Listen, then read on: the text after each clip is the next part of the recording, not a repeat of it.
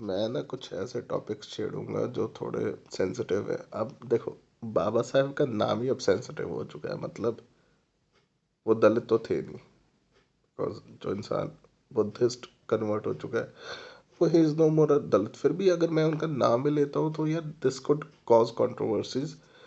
नाम लेने से क्या है कि कंट्रोवर्सी, मतलब आई टॉक समथिंग अबाउट कि जिससे हमें थोड़ी नॉलेज मिले and जिससे हमें थोड़ा अवेयरनेस मिले। Like we would like to know more about Baba Saheb. So first thing, हम लोग उनके एजुकेशन पे देखते हैं कि बाबा साहेब कहाँ पढ़े हैं, कौन से स्कूल से पढ़े हैं एंड ऑल दैट। ठीक है, तो जैसा कि देख पा रहे हैं, बाबा साहेब ने 1897 में Ambedkar family move to Mumbai where Ambedkar became the only untouchable enrolled at Elphinstone, Elphinstone High School. In 1906, when he was about 15 years old, he married a 9-year-old girl, Ramabai.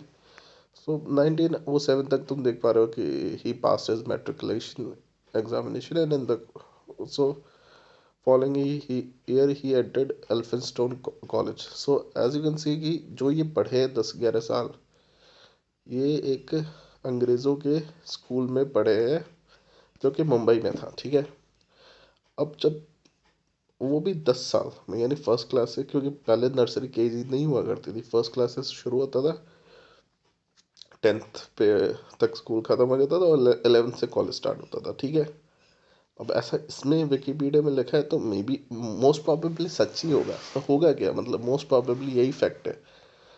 तो पर जब भी हम बाबा साहेब के स्कूल की वीडियोस देखते हैं, ठीक है, जैसे बाबा साहेब स्कूल, कोई भी टीवी शो वगैरह, अब मैं ना एक पॉपुलर टीवी शो है जिसकी मैं क्लिप्स दिखाऊंगा।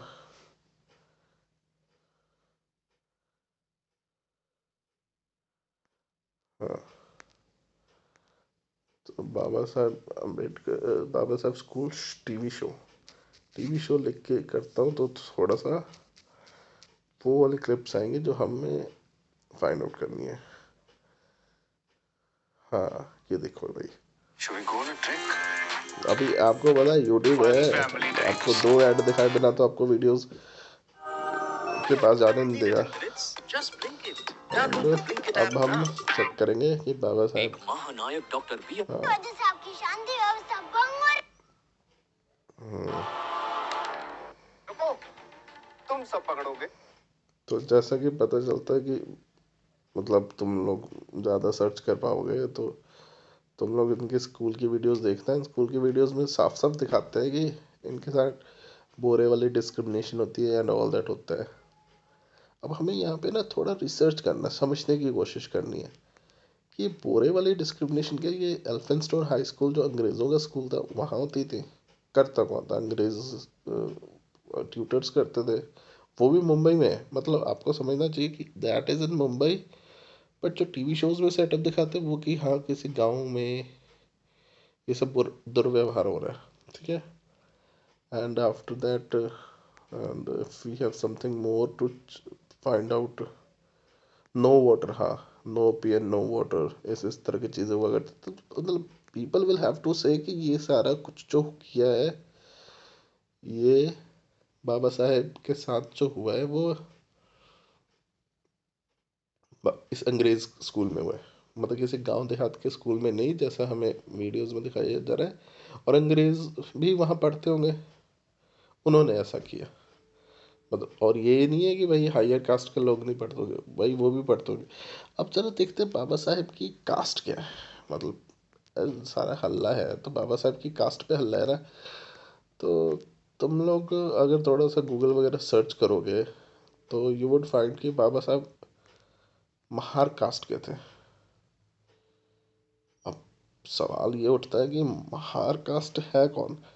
तो हमने जितना, ये देखो, महार कास्ट के बारे में आपने 1818 की में 1818 में इन्होंने मराठाओं के खिलाफ युद्ध लड़ा था।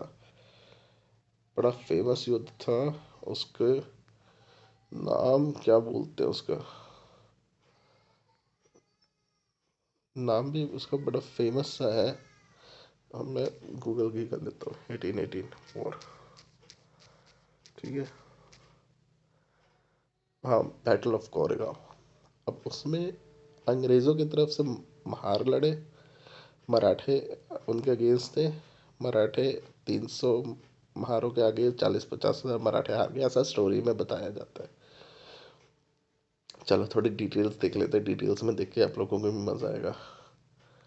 एज वी कैन सी 834 थे महार, 28,000 के करीब मराठा थे, एंड मराठा हार गए, महार जीत गए। ब्रिटिशर्स की जीत हुई। बाबा साहब के पूर्वजों ने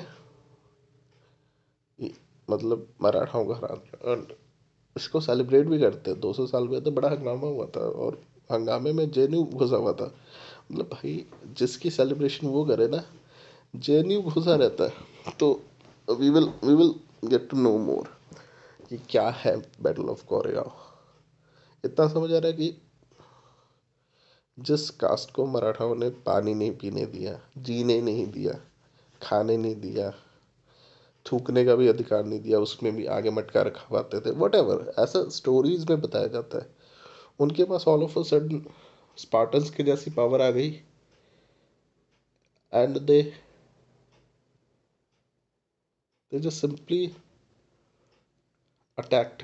मतलब स्पार्टन्स की पावर आने के बाद दे जस्ट सिंपली, क्या बोलते हैं उसको, attacked Marathas, conquered them in the battle of Koregaon.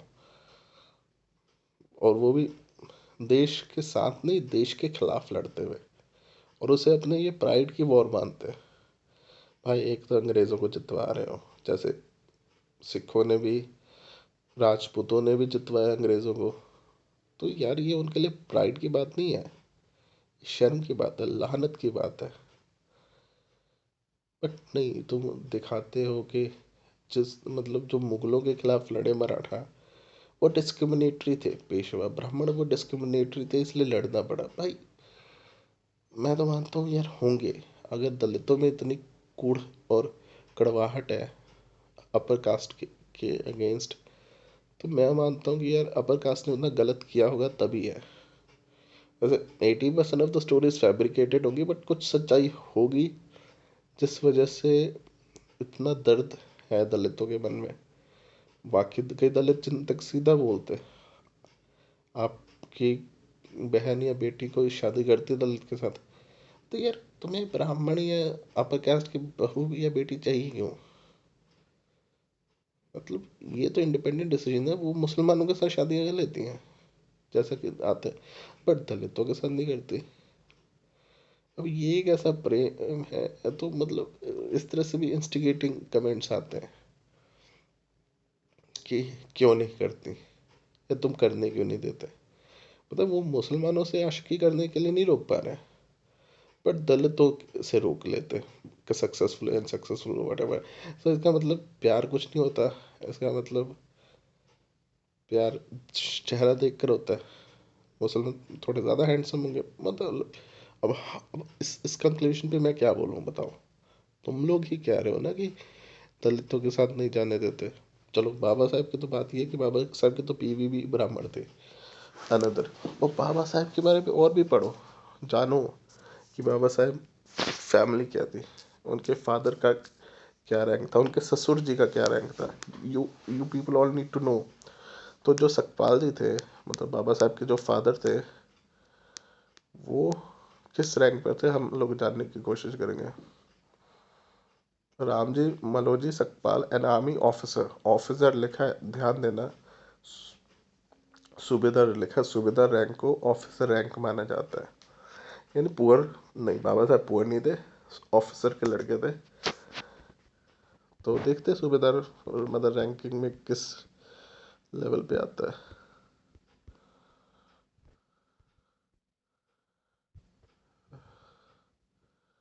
Junior commission officer.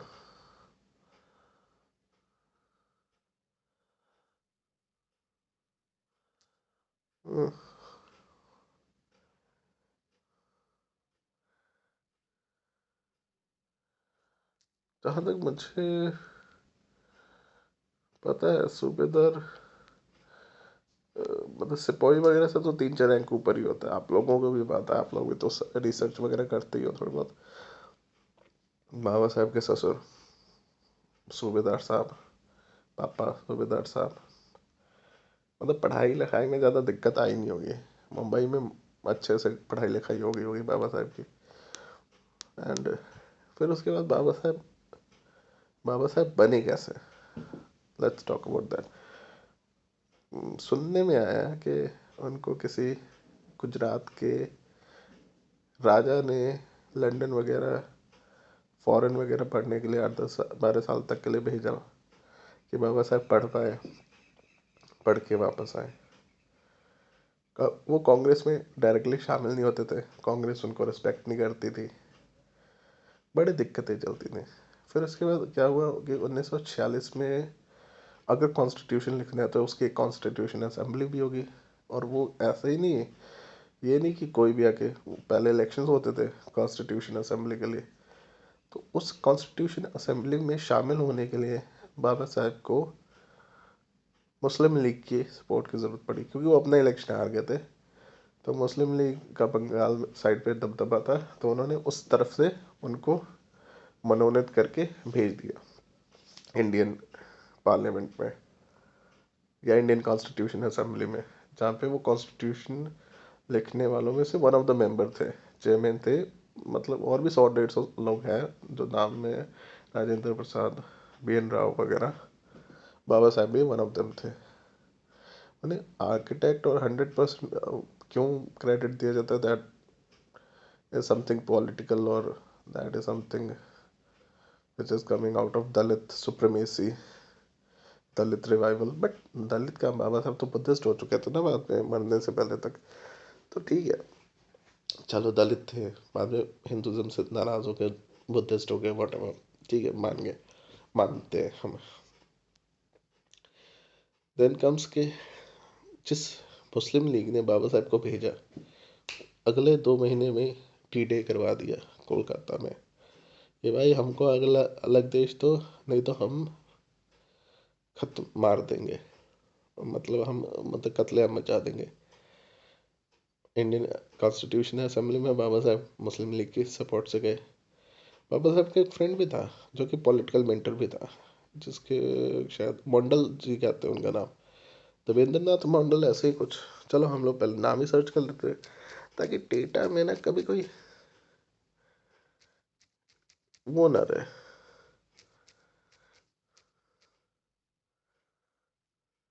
ये नहीं, ये कोई और देवेंद्र नाथ मंडल नहीं, लिखते हैं first law minister of Pakistan Jogendra Nath Mandal, ये इनके फ्रेंड थे।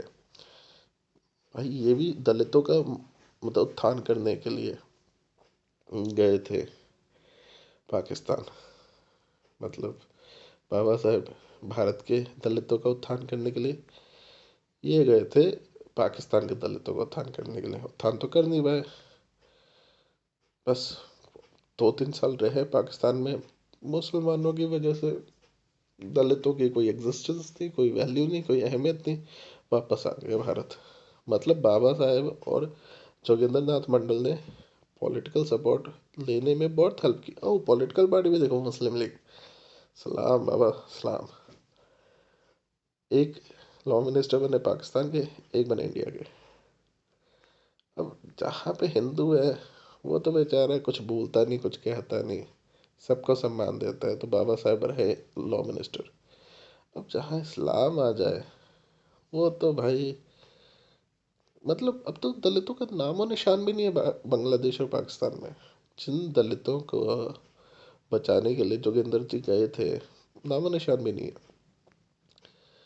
सो उसी मुस्लिम लीग ने बाबा साहब को कॉन्स्टिट्यूशन असेंबली में भेजा। और उस कॉन्स्टिट्यूशन में क्या है कि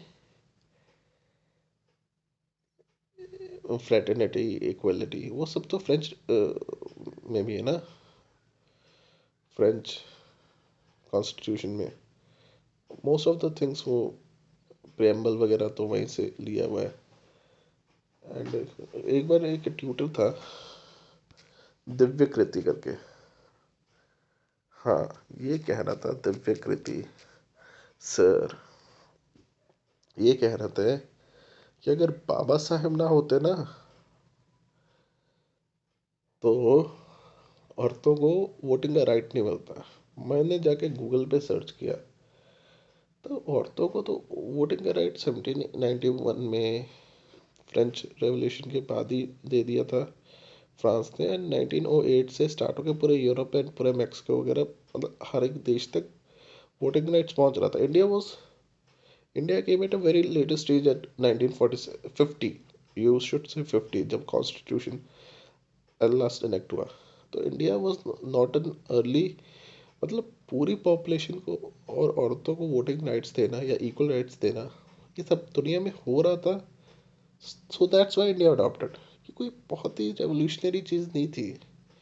पर ये लोग दिखाते हैं कि बाबा साहब ना होते तो औरतों को वोटिंग राइट ना होता, ये वो ना होता। बट जहाँ तक हम लोग रिसर्च करते हैं तो पता चलता है कि बाबा साहब का दलितों के उत्थान में कोई है ही नहीं, उल्टा दलितों को पिछड़े रखने में। कैसे, मैं बताता हूँ, बड़ा अच्छा एग्जाम्पल दूंगा, आप लोग थोड़ा समझिएगा कि कैसे बाबा साहब जो है वो दलितों को पीछे रख रहे हैं।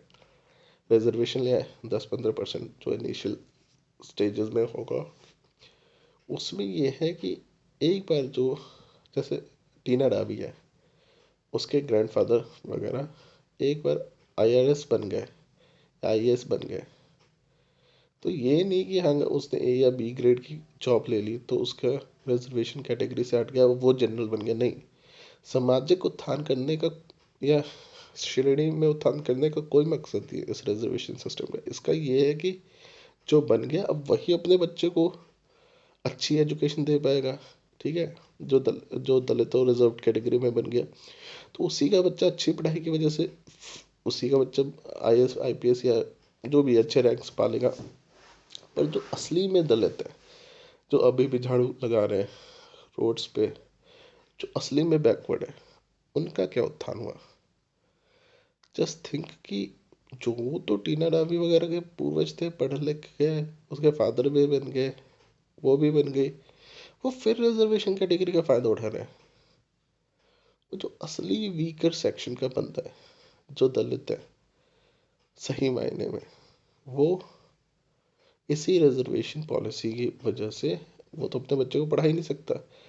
तो बाबा साहब ने ना एक स्वर्ण दलित रिजर्व क्लास को जन्म दिया, जहाँ जैसे सतपाल जी थे, ऑलरेडी यारे आगे बढ़ चुके थे, मतलब सूबेदार थे, तो उनका ही बच्चा आगे बढ़े। जो असली दलित है वो आगे नहीं बढ़ पा रहा।